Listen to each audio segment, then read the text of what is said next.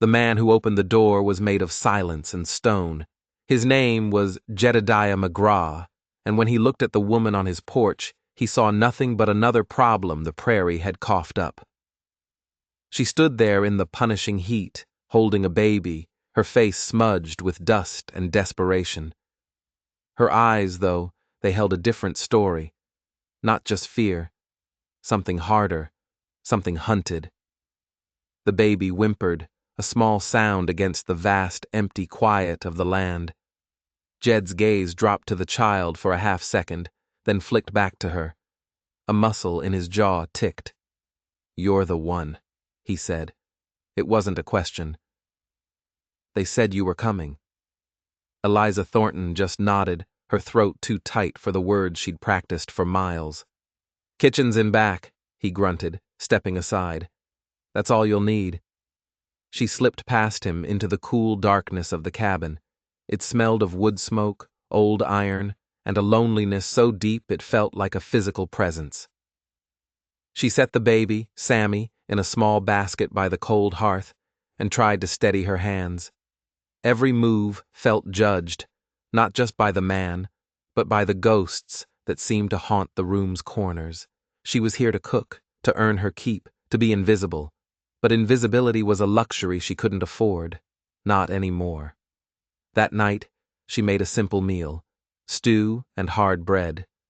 Jed ate without a word, his eyes fixed on the far wall. But the baby watched him. Sammy's wide, curious eyes followed Jed's every move, a silent, unnerving stare that seemed to pierce right through the man's stony exterior. Jed didn't look back. He refused to. But Eliza saw his knuckles turn white as he gripped his fork. He was a man holding a storm inside, and this tiny child was rattling the cage. Later, as she lay in the small loft, the baby curled against her, she heard Jed moving below. Not the sounds of a man settling in for the night. It was the steady, restless scrape of a chair, the long, heavy silence of a man who refused to sleep. She told herself it was none of her business. She was a burden, a charity case. The whispers in town had already branded her. Widow with baggage, taking advantage. She was here to work until he threw her out. That was all. But as the days bled into one another, she started to notice things. Small things. The way Jed would pause, his breath catching in his throat, whenever Sammy let out a sudden, high-pitched laugh. It was the sound of a man stumbling over a memory he'd buried deep.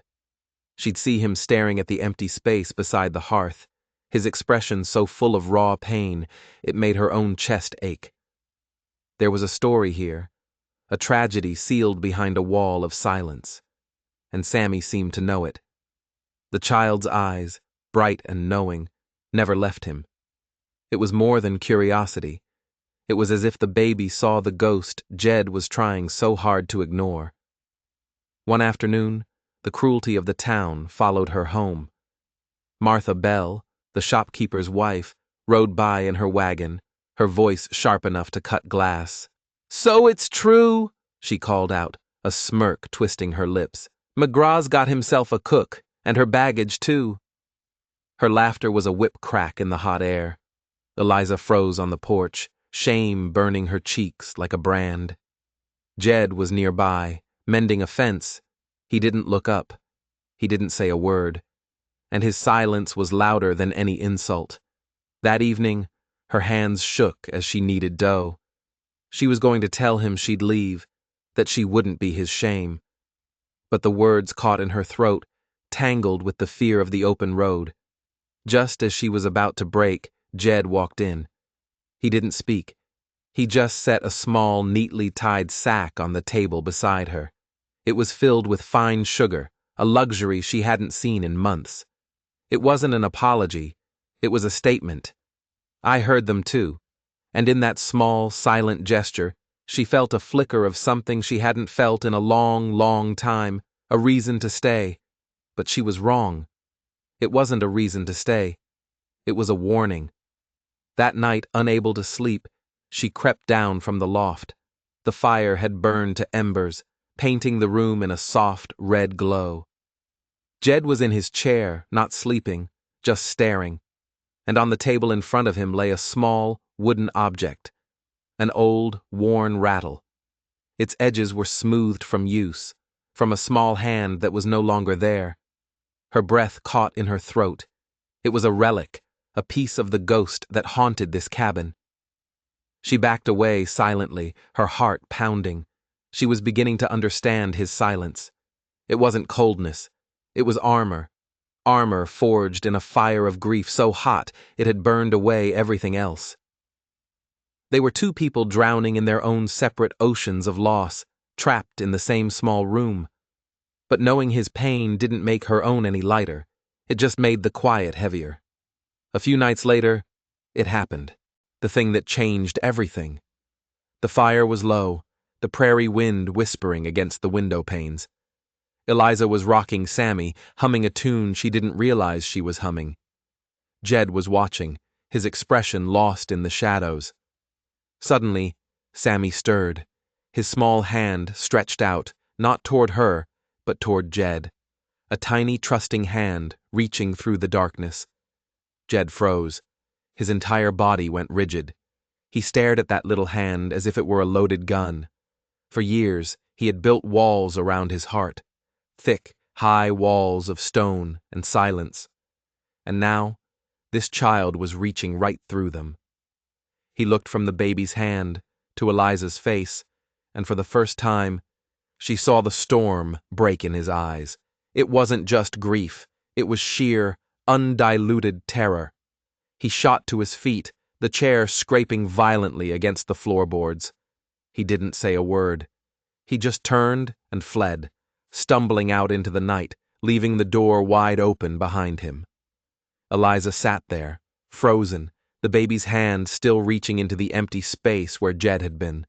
And in that moment, she finally understood. The whispers in town, the rattle, the sleepless nights, it all clicked into place. Jedediah McGraw wasn't just haunted by a memory. He was being hunted by it. And by coming here, she hadn't just brought him a cook. She had brought the ghost right back to his door. The silence Jed left behind was different. It wasn't empty anymore. It was filled with the sound of his running footsteps and the unanswered question hanging in the air. Eliza pulled the door shut, her hand trembling on the latch. The prairie night outside was vast and unforgiving, and for the first time she felt the cabin's walls closing in. She wasn't just a burden here. She was a catalyst. Her presence, her child's presence, was cracking open a tomb Jed had spent years sealing shut. The next morning, he returned with the dawn. Dust on his boots, a new layer of ice in his eyes. He didn't mention the night before.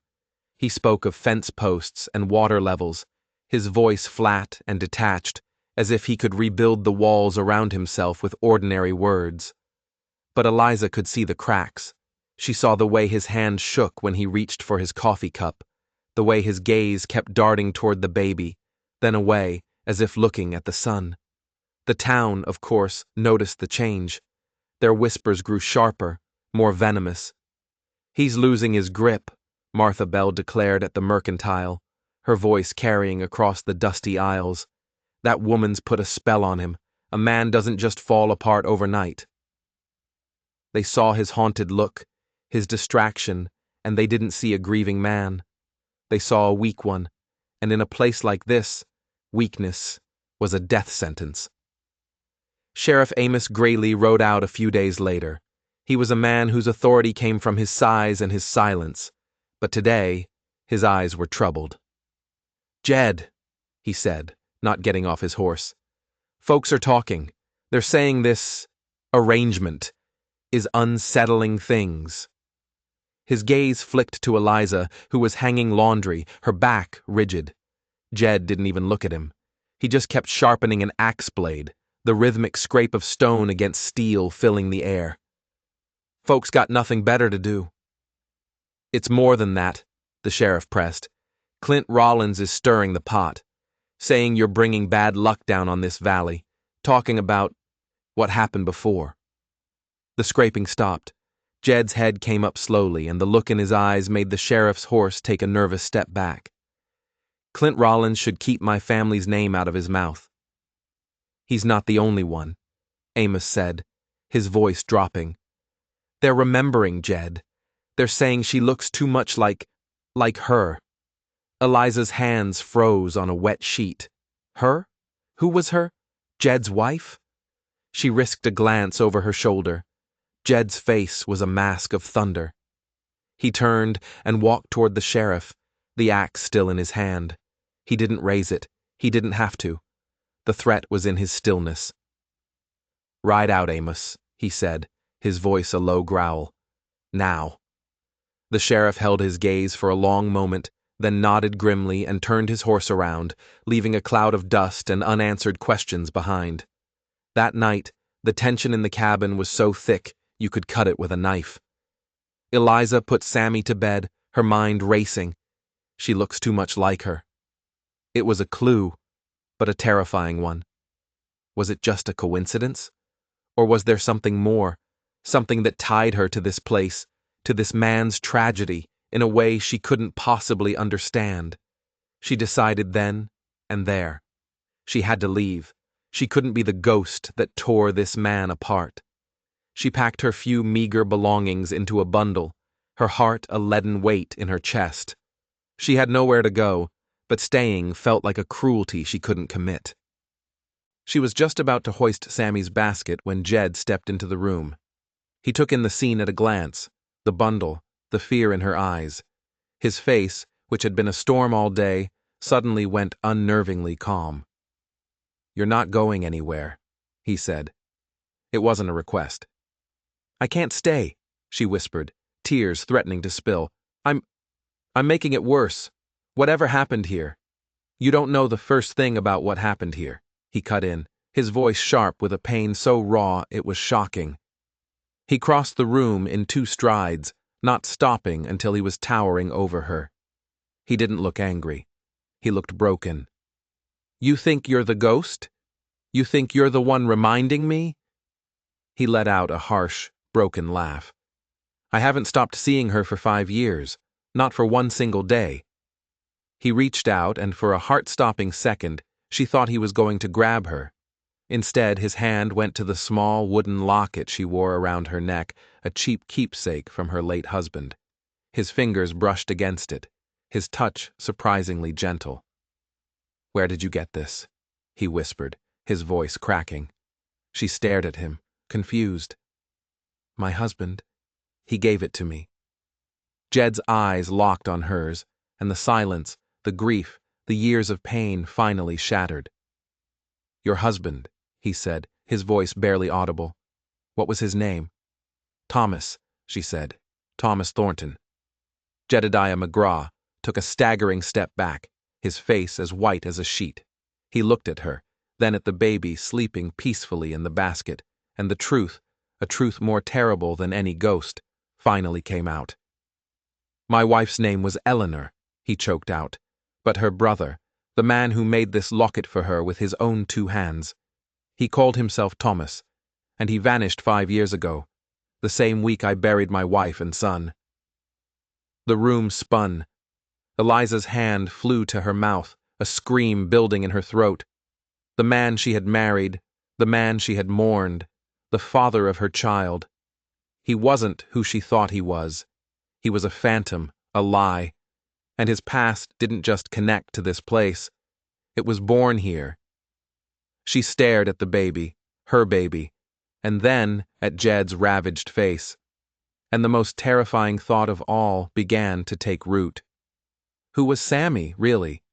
If her husband was Jed's long-lost brother-in-law, a man who disappeared at the exact moment of the tragedy, what did that make her child? Was he just a nephew to the ghosts of this house? Or was he something else entirely? A replacement? A reckoning?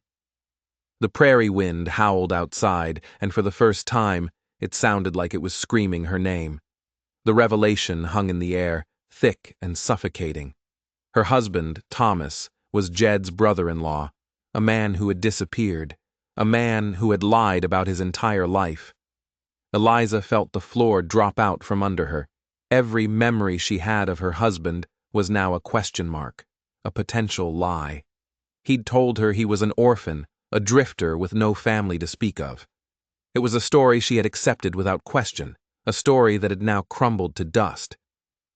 I don't understand, she stammered, sinking onto a nearby stool. He told me his family was gone. He said he was all alone. Jed stared at her, his eyes boring into her, as if trying to see the truth behind the lies she'd been fed. Thomas wasn't his real name. It was James Cutter. His voice was low, each word a heavy stone. And he wasn't alone. He had a sister, my Eleanor. He worshipped her. He would never have just left. He shook his head, a dawning horror on his face. Unless he was running. Running from what? Eliza whispered. But Jed didn't answer. His gaze had drifted to the sleeping child. He walked over to the basket slowly, as if in a trance, and knelt down. He looked at Sammy, really looked at him, searching the baby's features. The small nose, the shape of his brow. The silence stretched on, filled only by the crackle of the fire and the frantic beating of Eliza's heart. He has her eyes, Jed breathed, the words barely a whisper. He has Eleanor's eyes. A cold dread washed over Eliza. This wasn't just a family resemblance. It was something more. Jed's reaction was too intense, too visceral. It was the look of a man seeing a ghost in the flesh. She thought back to all the times Sammy had stared at Jed, that strange, knowing gaze. It hadn't been a baby's idle curiosity. It had felt like recognition. And that's when another piece of the puzzle slammed into place. Thomas, or James, had died of a sudden fever, just a few months after Sammy was born. It had been quick, violent. The town doctor had been baffled. But now, standing in this cabin haunted by a 5-year-old tragedy, the word fever sounded like an alarm bell. Jed, she began, her voice trembling. The fever that took your wife and son. What was it like? He looked up from the child, his face a mask of old, unhealed grief. Fast, he said, his voice hollow. One day they were fine. The next, gone. The doctor called it a prairie sickness, said there was nothing he could do. The same words her doctor had used for her husband. A terrible, impossible thought began to form in her mind, a suspicion so monstrous she could barely give it shape. What if it wasn't a sickness? What if it was a poison? A family curse that wasn't a curse at all, but a crime repeating itself? She had to know. While Jed was lost in his vigil over the child, Eliza moved to her small bundle of belongings. Her hands shaking, she dug past the spare dress and the worn-out shoes until her fingers brushed against a small, leather-bound journal. It was her husband's. He'd told her it was just a book of accounts, scribbles from his work as a traveling merchant. She had never opened it. He had made her promise not to. Now, that promise meant nothing. She flipped it open. The first few pages were indeed numbers, lists of goods and prices. But then the handwriting changed. It became frantic, looping, the ink smudged in places. It wasn't a ledger. It was a confession. They know, the first line read. Rollins saw me. He knows I was there that night. He thinks I took it. Eliza's blood ran cold. Rollins. The same name the sheriff had mentioned. Clint Rollins, the man stirring up trouble in town. Her husband had known him, feared him. She read on, her eyes flying across the page. The words painted a picture of blackmail, of a secret her husband had been carrying for 5 long years. He hadn't just disappeared. He had run after witnessing something terrible, something that happened at this very ranch. He said it was an accident, James had written. He said the medicine was for the cattle, that he didn't know Eleanor would use it for the boy's cough. But I saw his face. I saw the look in his eyes when he found them. It wasn't grief. It was satisfaction. Medicine for the cattle. Poison. Clint Rollins hadn't just started a range war. He had murdered Jed's family, and her husband had seen it happen. He had seen everything. But it was the last line, scribbled at the very bottom of the final page, that made the world stop. I have to protect him. It's the only thing I have left of her. They look so much alike. No one will ever know he's not my son." Eliza dropped the journal. The book fell to the floor with a soft thud that sounded like a gunshot in the silent room. He's not my son. Sammy wasn't her child. He wasn't James's child. Jed looked up, his face etched with confusion at the sound. He saw the journal on the floor, saw the look of pure, unadulterated shock on Eliza's face. He started to rise, to ask what was wrong, but he never got the chance. Suddenly, the cabin door burst open. Two figures filled the frame, silhouetted against the dark prairie night. One was Clint Rollins, a cruel sneer on his face. The other was the sheriff, Amos Greeley, a shotgun held steady in his hands. "Evening, McGraw," Rollins said, his voice dripping with false pleasantry. "The sheriff and I were just talking. Seems there's some old business we need to clear up."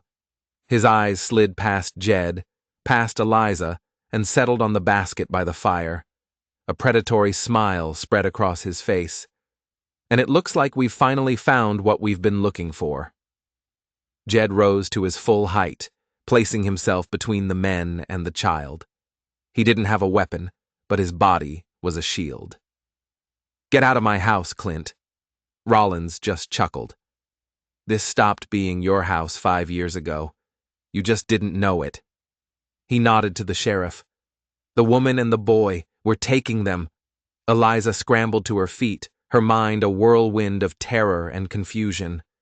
Sammy wasn't her son. He had to be. She looked from the baby's face, with Eleanor's eyes, to Jed's, and the final, earth-shattering truth hit her. Sammy wasn't a replacement. He wasn't a reckoning.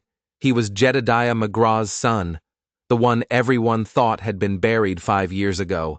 Her husband hadn't just witnessed a murder, he had saved the lone survivor. The air crackled with tension. Jed stood like a mountain between Rollins and the child, his hands clenched into fists. "You're not taking anyone," he growled, his voice a low rumble of thunder. Rollins laughed, a high, ugly sound. "Oh, I think we are. You see, Jed, you've been living a lie for 5 years. You thought you lost everything. But you were wrong. You lost your wife, sure, but your son." He gestured with his chin toward the basket. "Your cowardly brother-in-law snatched him right from his cradle before the sickness could take him too. Smart man. Knew a witness wouldn't live long." Every word was a hammer blow, rearranging the past into a monstrous new shape. Jed's son was alive. This whole time, he had been alive. The child whose presence had felt like a ghost, a painful memory, was not a memory at all. He was flesh and blood. He was his son. The realization crashed over Jed with the force of a tidal wave, a mix of disbelief, rage, and a hope so fierce it was agonizing. "It was you," Jed whispered, the pieces clicking into place with horrifying speed. "The fever. It was you." "Clever boy," Rollins sneered. "A little cattle medicine in the well water. Quick, clean, no one ever suspected. Your wife was a nuisance, always complaining about my fences, my water rights. She was going to ruin everything. And your boy, well, he was just collateral damage." Behind him, Sheriff Greeley shifted his weight, the shotgun looking heavy in his hands. He wouldn't meet Jed's eyes. He was a part of it, a part of the cover-up. The law in this town wasn't just blind, it was corrupt to its very core. "And James saw you," Eliza said, her voice shaking but clear. She took a step forward, holding up the journal. "He wrote it all down. He saw you and he ran with the baby to protect him." Rollins's eyes narrowed, his smirk faltering as he saw the book. "Give me that." "No," Jed said, his voice dropping to a deadly calm. He took a slow step to the side, positioning himself near the fireplace poker. "The lies stopped tonight." And then, all hell broke loose. Rollins lunged for the journal. At the same time, Jed moved, grabbing the heavy iron poker. He swung it in a wide arc, forcing Rollins to jump back.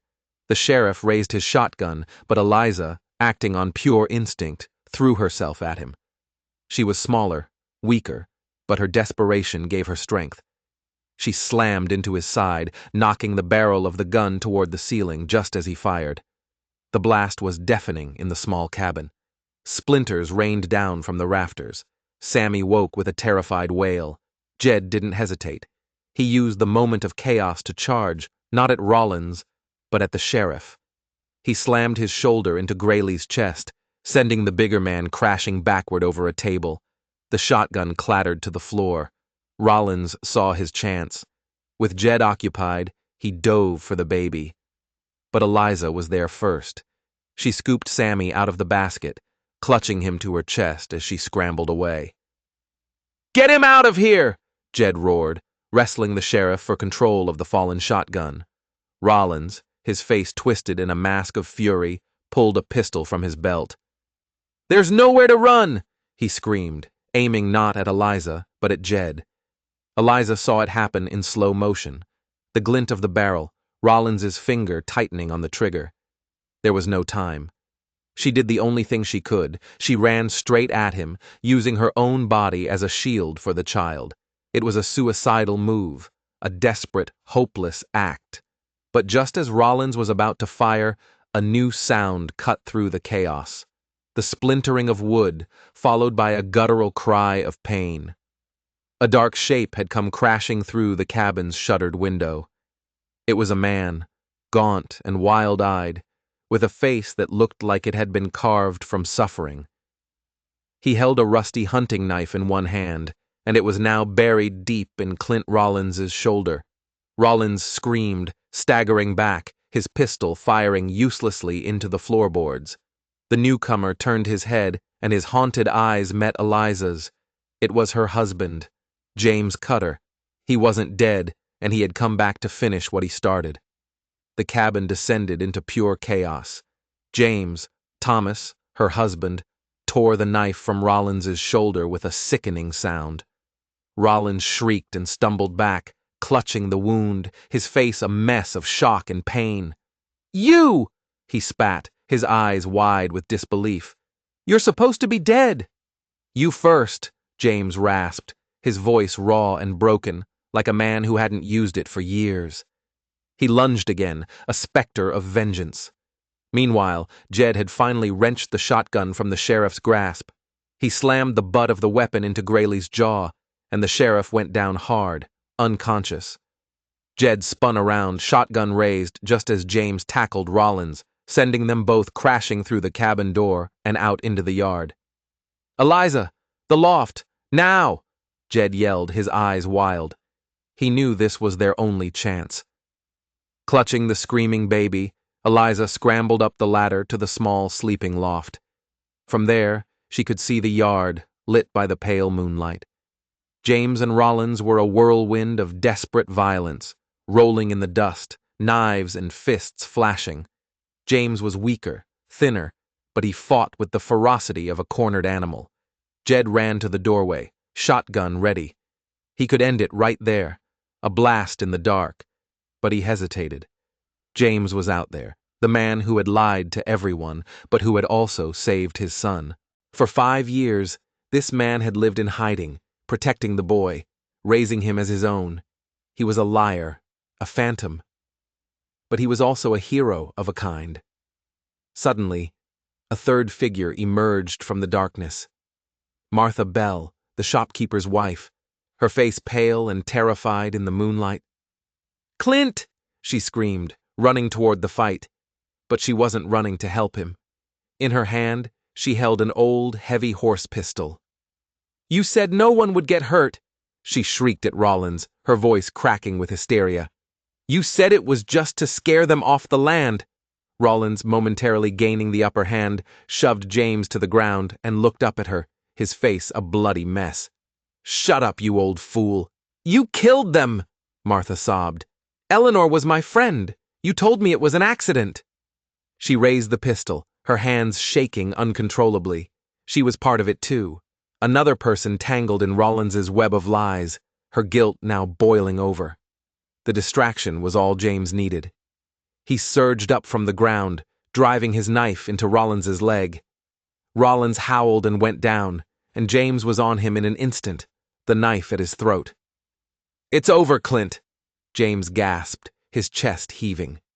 From the doorway, Jed watched, his finger still on the trigger. This was it, the moment of justice. But what was justice now? Killing Rollins? Letting James, a man living on borrowed time, become a murderer? He made his choice. He stepped out onto the porch and fired the shotgun, not at Rollins, not at James. He fired it straight into the air. The blast echoed across the prairie, a sound of finality. Everyone froze. "Enough," Jed said, his voice carrying the weight of 5 years of grief and a lifetime of authority. "The killing ends, right now." James stared at him, the knife still pressed against Rollins's throat, his eyes filled with a lifetime of pain and fear. "He won't stop, Jedediah. He'll never stop." "He won't have to," Jed said. He looked past them, toward the sound of approaching hoofbeats. The shotgun blast had been a signal, not to the corrupt sheriff lying on his floor, but to the few honest ranchers on the neighboring spreads, men he'd sent word to weeks ago, telling them to be ready, that something was wrong in the valley. Within minutes, the yard was filled with grim-faced men holding rifles. They took in the scene, Rollins bleeding in the dirt, the hysterical Martha Bell, the wild-eyed stranger holding a knife, and Jedediah McGraw standing on his porch like a king returned to his throne. The lies were over. The truth was out. Clint Rollins was arrested, his confession spilling out in a pathetic, blubbering stream as Martha Bell corroborated the whole poisoned story. Sheriff Grayley was dragged out of the cabin in disgrace, his badge torn from his chest. The rot at the heart of the valley had been cut out. In the aftermath, as the riders led the guilty parties away, only 3 people were left in the moonlit yard: Jed, Eliza, and James. James finally let the knife drop from his hand. He looked at Jed, then at Eliza, who was slowly descending the ladder, the baby now quiet in her arms. "I lied to you," James said to her, his voice choked with emotion. "I lied about everything. Because I was a coward. I ran. But I couldn't leave him. He looks just like her." He then turned to Jed. "I couldn't raise him. Not really, I just kept him safe. I'm sick, Jedediah. The same poison that Clint used. I got a taste of it myself that night.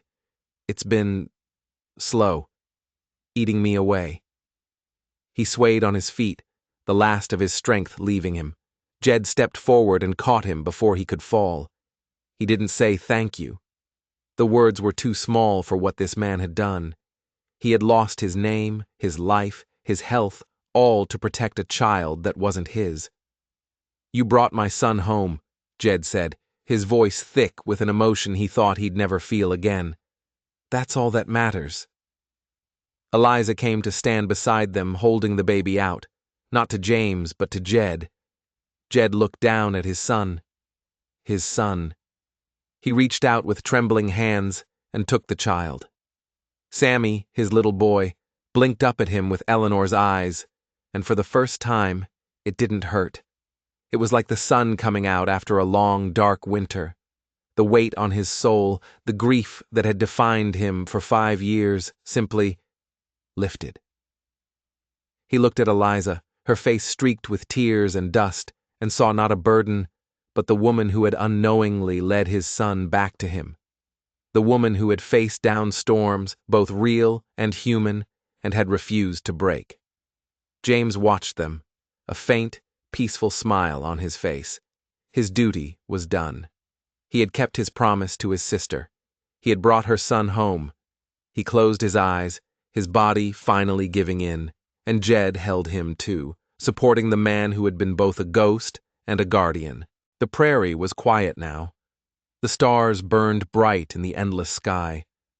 The ghosts of the past had finally been laid to rest.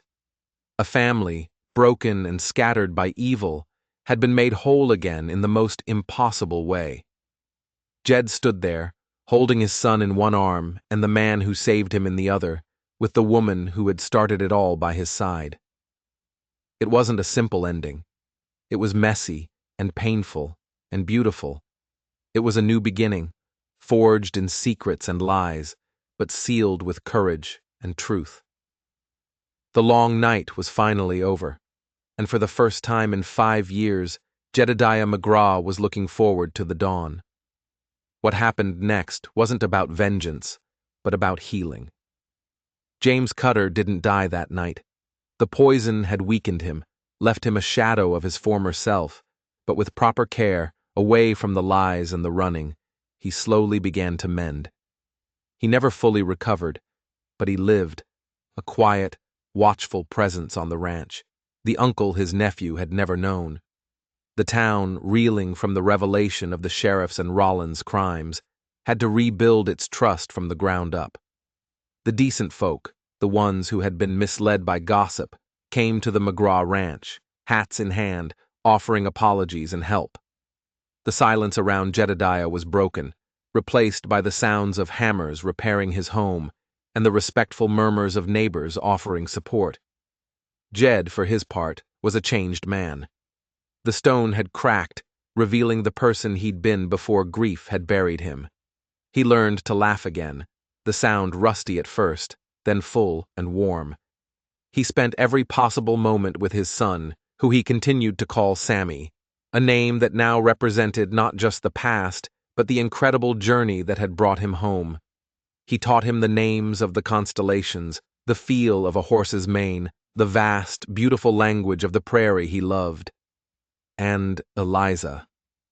Eliza found her place. She was no longer the cook, the burden, the charity case. She was the heart of the reclaimed home. She and Jed never needed to speak of what was growing between them. It was there in the shared glances across the dinner table, in the easy way they worked side by side, in the way he would find her on the porch at night, watching the stars, and simply stand with her, sharing the quiet. They were two souls who had been shipwrecked by life, and they had found a safe harbor in each other. One evening, a year to the day that she had first knocked on his door, Jed found her on the porch, rocking a sleeping Sammy in the old chair. He didn't say anything, just handed her a small carved wooden box. She opened it. Inside, nestled on a piece of velvet, was the locket her husband had given her, the one James had made for his sister. But now, another carving was beside it, a tiny, perfect wooden horse. She looked up at him, her eyes shining with tears. "Every family needs its own story," Jed said, his voice soft. "I think it's time we started ours." He knelt down in front of her, taking her hand. He didn't have a ring. He didn't have fancy words. He just had the truth and a future he never thought he'd see. He brought her hand to his lips, the gesture full of a reverence and love that needed no explanation. And in the quiet of the prairie night, under a canopy of a billion stars, she gave him her answer with a simple, hopeful smile. Justice had been served, the ghosts were at peace, and a new family was born from the ashes of the old. If you enjoyed this story of secrets, survival, and the incredible power of truth, don't forget to hit that like button and subscribe for more tales that prove the darkest nights often lead to the brightest dawns.